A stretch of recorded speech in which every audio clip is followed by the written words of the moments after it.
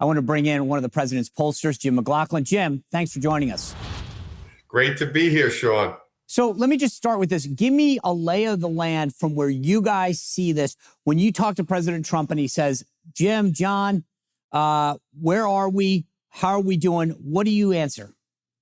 Yep. Look, the thing I tell him, just the way the electorate is right now, Sean, and you know this from having worked on all those campaigns you worked on over the years. And by the way, I really miss working with you these days now that you've gotten into the media business. But America, we use that analogy that America is polarized, and it really is in many, many ways. No matter kind of what happens is, the Republican candidate for president starts the race with about 46% of the vote. And the same thing for the Democratic candidate, even as much as Joe Biden has failed at this point with 46% of the vote. But if you look at it right now, you look at the national polls, and there's been polls like Harvard Harris and the CAPS poll that have been out there recently, and Donald Trump's up by 4 or 5%. Our last national poll, we had him up by 2%. The other thing to look at is you look at those all-important independent voters in those races right now, and the Marist poll, the YouGov poll, the president was ahead by about 7-8% among those independents. And then there's been recent polls out. Pennsylvania, President Trump was up by a point in Pennsylvania. Michigan, race is basically tied. Poll just came out. The more we can talk issues, the things that people care about most, the better it is going to be for Donald Trump and Republicans. Because on the issues that, I want to stick with the general and then get back to the primary. We'll work backwards. You touched on something that I thought was really important. Michigan and Pennsylvania. I tell everyone who looks at national polls, we don't run national elections. This election, in my opinion, is coming down to 8 states. You mentioned 2 of them, Pennsylvania and Michigan. Then you'll start Arizona, Georgia, New Hampshire. Here's my question for you. When people say Donald Trump can't win, what do you say? Look at the poll numbers. That's folks that are going back to, and rehashing the 2020 election right now. There's about 10 to 12% of the electorate right now that voted for Joe Biden that is now voting for Donald Trump.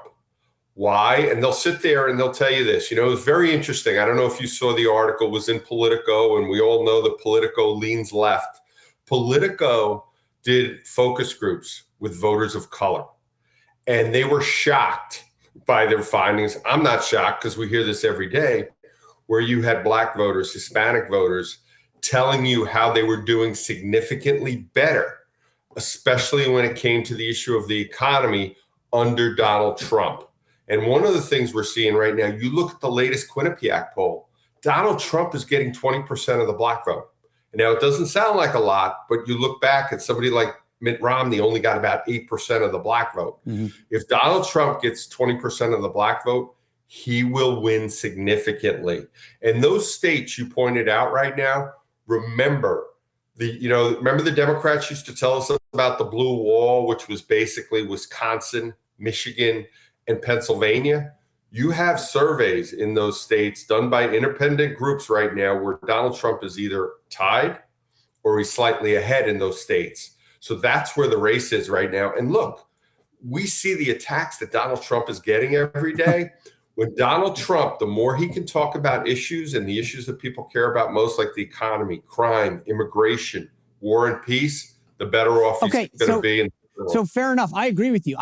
There isn't a voter I talk to, even folks on the left, who concede that Donald Trump is president. The economy was stronger. We were safer as a country. Our trade deals got better. Our military was stronger. But they always bring up, the tweets, and to your point, just to be fair, when you look at what he's been saying now and what he's been truthing out, it isn't always about the economy. It's about these indictments that have come down and how unfair the judicial system is. So I think you're absolutely right. And that's kind of what I want to get to, is that the Democrats have strategically timed these indictments. There were events that happened over 2.5 years ago. Now, randomly, 4 indictments come out in the course of 60 days. I believe that they are doing this because from their standpoint, that's the messaging. We don't want to talk about the economy, border security, our national security, our military, et cetera, right? So how much of a danger is that? Because they know it, you know it, I know it. If we're talking about issues, we win. they have, I think, successfully also gotten Trump off of talking about that. You look at what he posts, he's not posting about immigration and that he's posting about these indictments and the DAs. So how much of a danger is it, either what they're doing to him or how he's reacting, that it could cause a little bit of an erosion in those poll numbers? I mean, one of the things that we're seeing and the reason why he's gone up, not just in the primary, but also in the general election, the reason he wanted to announce early was because he wanted to set the issue agenda. And he is doing that every day, by the way. They're putting out social media posts. You see his Agenda 47, which is basically policy proposals on how he can fix all these problems in the country right now. And unfortunately, to some extent, or to a larger extent, the media isn't covering this stuff because they've gotten the memo from Joe Biden and the Democrats. What do you want to talk about?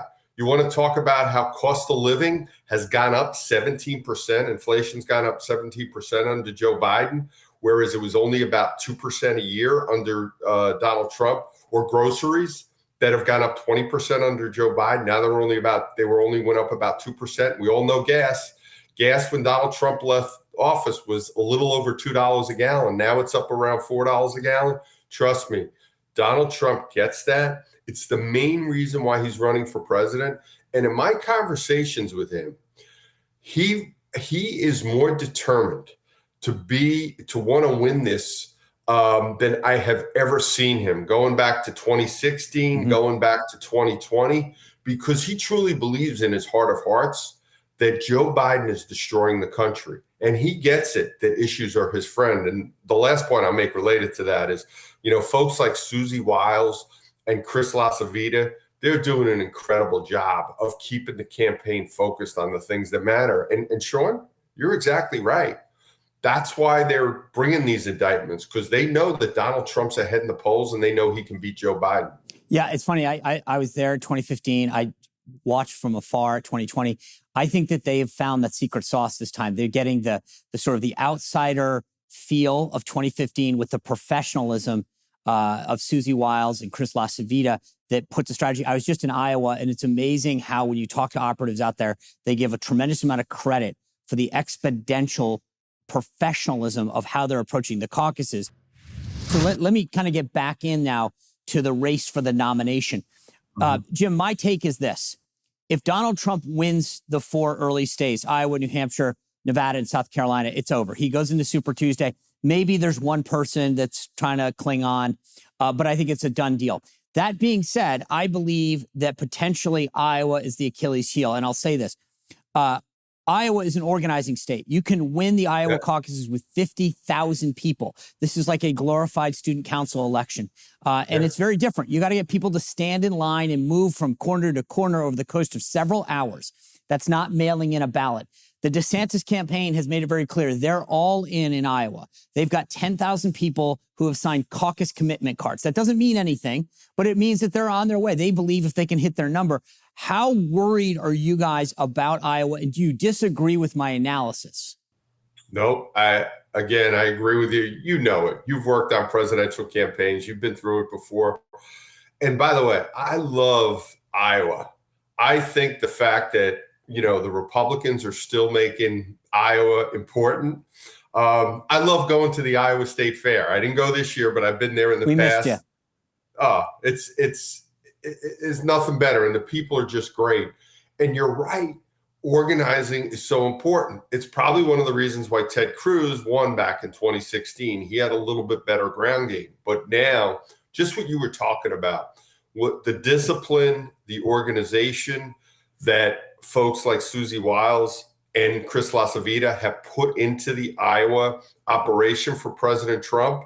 It's like, look what happened the other day when President Trump went out to Iowa. He dominated. Well, if you enjoyed this content, make sure to like this video, subscribe, and click the notification bell to get more.